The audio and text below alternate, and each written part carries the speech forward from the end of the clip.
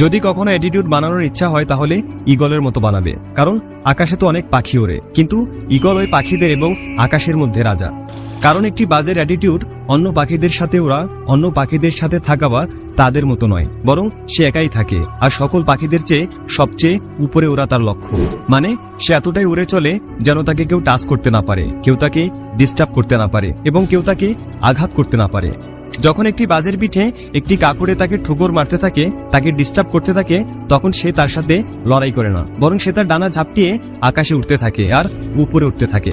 বাসটি আকাশের যত উপরে উঠতে থাকে, কাকটির মাঝে তত অস্থিরতা বাড়তে থাকে, কারণ সে উপরে ভালোভাবে শ্বাস নিতে পারে না, আর এক সময় অক্সিজেনের অভাবে সে বেহুশ হয়ে নিজে নিজেই পড়ে যায়, আর বাসটি কাকের ঠোঁটের আঘাত থেকে রক্ষা পেয়ে যায়।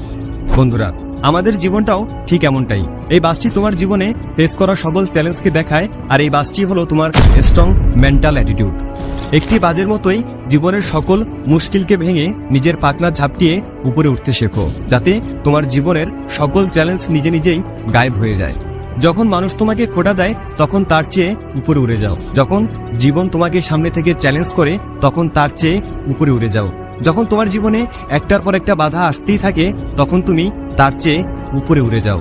একটি বাজের আসল শক্তি হলো তার পাখা। যদি সে পাখা না খুলে তাহলে সে উঠতে পারবে না। ঠিক তেমনি যদি তুমি তোমার মাইন্ডকে ওপেন না করো শেখার জন্য, স্ট্রং হওয়ার জন্য, ইমপ্রুভ হওয়ার জন্য, তাহলে তুমি কখনো উঠতে পারবে না। একজন বাজ হওয়ার জন্য তোমাকে বাজের মেন্টাল অ্যাটিটিউডগুলো শিখতে হবে, বাজের মতো মেন্টালিটি এবং মাইন্ডসেট ডেভেলপ করতে হবে। বন্ধুরা, আজকের ভিডিওতে বাজ পাখির এমন কিছু অ্যাটিটিউড তোমার সাথে শেয়ার করতে চলছি, যদি তুমি তার মধ্যে কয়েকটি নীতিও মেনটেন করতে পারো তাহলে আমি গ্যারান্টির সাথে বলতে পারি তুমি তোমার জীবনের রিয়েল হিরো হবে। অনেক না পাওয়া অনেক ব্যর্থতা ছাপিয়ে তুমি সফলতার দিকে কয়েকশো গুণ এগিয়ে যাবে। আর যদি তুমি সত্যি জীবনে কিছু পেতে চাও, সঠিক রাস্তায় হাঁটতে চাও, সফল হতে চাও, তাহলে আজকের এই ভিডিওটা শেষ পর্যন্ত অবশ্যই দেখবে। আশা করি আজ তোমার সময়টা বৃথা যাবে না। তাহলে চলো শুরু করা যাক। বাজ তুফান পছন্দ করে। ডাক্তার এপিজে আবুল কালাম সাহেব একবার বলেছিলেন, all birds find shelter during a rain, but eagle avoid rain by flying above the clouds. মানে যখন আকাশ ঘন কালো মেঘে ঢেকে যায়, যা তুফান আসার একটি পূর্বাভাস, যা দেখে সকল পাখিরা তাদের আস্তানায় লুকিয়ে যায়। শুধুমাত্র বাজ এই তুফানকে ভয় পায় না, বরং সে আরো এক্সাইটেড হয়ে যায়। বাজ এই তুফানের সাথে আসা চ্যালেঞ্জগুলো খুব এনজয় করে। যখন তুফানের হাওয়া আরো জোরালো হয়ে যায় তখন সেই জোরালো হাওয়াকে ব্যবহার করে আরো উপরে যেতে থাকে। অনেক উপরে যাওয়ার পর সে ওইসব কালো মেঘেরও উপরে চলে যায় যেগুলো ঝড় তুফান নিয়ে এসেছে। তোমার জীবনের সকল প্রবলেমের মাঝেই সেটার সলিউশন লুকিয়ে থাকে। প্রত্যেকটা চ্যালেঞ্জের মাঝেই তার অপরচুনিটি লুকিয়ে থাকে। যখন তুমি এসব প্রবলেম আর চ্যালেঞ্জ থেকে অনেক উপরে যাবে তখন তুমি এগুলোর অপরচুনিটি দেখতে পাবে। যেমনটা নেপোলিয়ন হিল বলেছিলেন, every challenge being a great opportunity with it. যেদিন বাজ পাখির মতো তুমি তোমার জীবনের সকল প্রবলেম আর চ্যালেঞ্জগুলোকে লাইফে গ্রো হওয়ার, নিজেকে পরিবর্তন করার অপরচুনিটি হিসেবে দেখবে, তখন তুমি অনেক উপরে উড়া শিখে যাবে। বাজ পাখি তার বাসাতে কখনো নরম ঘাস রাখে না। তুমি কি জানো, বাজ পাখির বাসাতে কখনো নরম কিছু থাকে না। সে তার বাসা থেকে সেসব নরম জিনিসগুলো ফেলে দেয় যেগুলো তাকে আরাম করতে সাহায্য করে, কারণ সে বাজ। বাসাতে আরাম করা তার কাজ নয়, বরং আকাশে ওড়াই তার লক্ষ্য। কখনো যাতে তার বিছানা আরাম করার অভ্যাস না হয়ে যায়, তাই তার বাসাতে যত পারা যায় শক্ত খড়ি আর কাটাতে ভরে রাখে।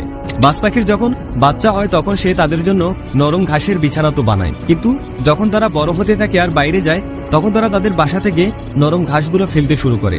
আবার যখন বাচ্চা বাসায় ফিরে আসে তখন তাদের বাসাটা আনকমফোর্টেবল লাগে, কিন্তু তারপরেও তারা তা মানিয়ে নেয়। কিন্তু যখন আবার বাচ্চারা বাইরে যায়, বাজ আবারও তাদের বাসা থেকে নরম ঘাস ফেলে দেয়। আর এই সাইকেল ততক্ষণ পর্যন্ত চলতে থাকে যতক্ষণ পর্যন্ত না বাজের বাচ্চা উঠতে পারে। আর একবার যখন তারা আকাশে উঠতে শিখে যায় তখন তারা বুঝে যায় বাসাতে আরাম করা তাদের কাজ না, আকাশে ওড়াই হলো তাদের আসল উদ্দেশ্য। একটি বাস নিজেও জানে এক কমফোর্ট জোন তাদের জন্য কতটা ভয়ঙ্কর হতে পারে, কিন্তু আমরা মানুষরা নিজেদের জীবনে যতটা পারা যায় কমফোর্টেবল বানিয়ে যায়। ক্ষুধা লাগছে তো অনলাইনে খাবার অর্ডার করে দিলাম, বোরিং লাগছে তো রিলস স্ক্রল করতে লাগলাম। এসব বড় বড় অনলাইন কোম্পানি যতটা পারা যায় তোমার জীবনকে ইজি আর কমফোর্টেবল বানিয়ে চলছে, আর এটা তোমাকে যতটা পারা যায় উইক বানাচ্ছে। তুমি যত কমফোর্ট জোনের ভেতরে থাকবে তুমি ততটাই অলস হতে থাকবে, আর তোমার ভবিষ্যৎ ঠিক ততটাই আনকমফোর্টেবল আর খারাপ হতে থাকবে। আমাদের কমফোর্ট জোনই আমাদের সবচেয়ে বড় শত্রু, আর এটা নিয়ে আমাদের কোনো ধারণাই নেই।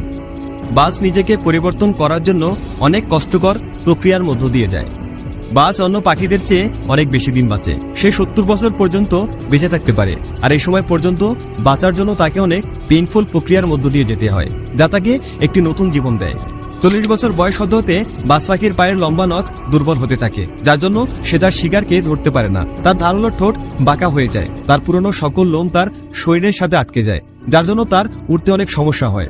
এই সময় বাজের সামনে ডু অর ডাই মুহূর্ত চলে আসে। হয় তাকে এভাবেই মরে যেতে হবে, আর নয়তো নিজেকে একটি পেইনফুল প্রক্রিয়ার মধ্য দিয়ে নিয়ে গিয়ে পরিবর্তন করতে হবে। এটা করার জন্য সে তার বাসায় যায় আর নিজের ঠোঁটকে পাথরে আঘাত করতে থাকে যতক্ষণ পর্যন্ত না ভেঙে যায়। এরপর সে তার নতুন ঠোঁট বড় হওয়ার অপেক্ষা করে, আর এই ঠোঁট বড় হওয়ার পর সে তার পায়ের নখ উঠিয়ে ফেলে আর সেগুলো আবার বড় হওয়ার জন্য অপেক্ষা করে। এটা হওয়ার পর সে ঠোঁটার পা দিয়ে তার পাখা থেকে মোটা মোটা পালকগুলো টেনে ছিঁড়ে ফেলে আর শুধু হালকা ছোট পালকগুলো রাখে। এরপর সে তার নতুন জীবনের প্রথম উড়াল দেয়, আর এতে করে সে আরো প্রায় 30 বছর পর্যন্ত বেঁচে থাকে। বাজ একা কেন উড়ে? বাজ অন্য পাখিদের তুলনায় সবচেয়ে উপরে উড়ে, তার লেভেল অন্য কোনো পাখি ছুঁতে পারে না। বাজ এটা মনে করে যে সে অন্য পাখিদের রাজা, এই জন্য সে একা উঠতে পছন্দ করে। একটা বাজ কখনো কোনো বাবুই পাখি, কবুতর বা কাকের সাথে উড়ে না, হয় সে অন্য বাজ পাখিদের সাথে উড়ে, নয়তো সে একাই উড়ে, কিন্তু কখনো ছোটখাটো পাখির সাথে সে উড়ে না। তুমি যদি সকল পাখিদের থেকে আলাদা বা বড় হতে চাও, তাহলে তোমার আশেপাশে থাকা সকল ছোটখাটো পাখিদের থেকে, মানে ছোট চিন্তা ভাবনা করে এমন মানুষদের থেকে উপরে উঠতে হবে। যদি জীবনে বড় কিছু করতে চাও, তাহলে ওইসব মানুষের সঙ্গ ছাড়তে হবে যাদের চিন্তা ভাবনা ছোট, যারা বড় হওয়ার কথা কখনো চিন্তাও করে না। যেসব মানুষ আকাশের উপর উঠতে চায় না, তারা তোমাকেও মাটিতে রাখবে, হয়তো তুমি একা হয়ে যাবে। তবে যদি তুমি জীবনে বড় কিছু করতে চাও, উপরে উঠতে চাও, তাহলে সেসব মানুষদের থেকে আলাদা হতে হবে, যারা নিজেও কিছু করবে না আর তোমাকেও কিছু করতে দিবে না। একটি বাজের মতো স্ট্রং ভিশন ডেভেলপ করো। একটি বাজ তার শিকারকে 5 কিলোমিটার দূর থেকেই দেখে নেয়, আর যখন সে তার টার্গেটকে লক করে নেয়, যখন তার গোল একেবারেই ক্লিয়ার হয়ে যায়, তখন সে আর অন্য কিছু চিন্তা করে না যে তার সামনে কত বাধা আছে, কত গাছপালা আছে, কত মানুষ আছে, বা তার শিকার কতটা ভয়ানক। যে কোনো মূল্যে সে তার শিকারকে ধরেই ছাড়ে আর নিজের গোল অ্যাচিভ করে। একটি ঈগল কখনো এটা নিয়ে চিন্তা করে না যে সে খাবার কিভাবে পাবে, সে সার্ভাইভ কিভাবে করবে। কেউ তার জন্য কোথাও পানি রেখেছে কিনা, কেউ তার জন্য কোথাও খাবার রেখেছে কিনা। সে শুধু উড়ে, আর নিজের খাবারের খোঁজ বের হলে পরে সে তার শিকারের অপেক্ষা করে না যে সেটা নিজে নিজে তার সামনে আসবে, না সে সঠিক সময় দেখে তার শিকারের উপরে হামলা করে। এই মেন্টাল অ্যাটিটিউডের জন্যই একটি ঈগল 70 বছর সার্ভাইভ করতে পারে, বাকি পাখিদের মতো না খেয়ে মরে না।